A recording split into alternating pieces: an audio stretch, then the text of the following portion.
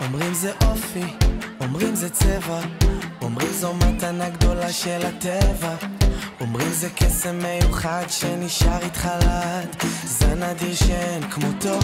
אנחנו נמצאים עם בני הכיתה של עידו ישראלי שהוא ג'ינג'י. אתה יודע שיש לך חבר שהוא מוכר ואתה יכול גם לבלות איתו ולהרגיש טוב. כל הכבוד לו שהוא הצליח להגיע לתוכנית. מה אתה אוהב בסדרה? את כל התעלומות שהוא פותר. ששוקו ומוקה מנסים לגנוב את איזבלה כל הזמן ולא מצליחים. אני ניגשתי לאודישנים של ג'ינג'י. הגעתי לשלב השני של האודישנים. ואיך זה מרגיש לראות אצלך על המסך של הטלוויזיה? זה כיף. חבר'ה אמרו שלא השתנית. צריך להישאר כמו שאתה, זה לא צריך לשנות אותך.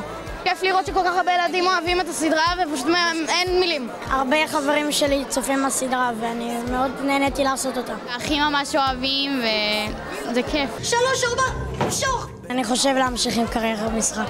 אתם החברים הכי טובים שלי ואני אוהב אתכם. בפרק האחרון זה ממש כאילו יהיה סוף מותח. אם עוד לא ראיתם את שתי הפרקים האחרונים אתם עוד לא מכירים את הסדרה. אנחנו מפחדים עונה שנייה לג'ינג'י. אני סובב גבולות, שומע קולות, יש עוד כל כך הרבה להספיק. את העולם אני רואה דרך המשקפיים הכתומים שלי.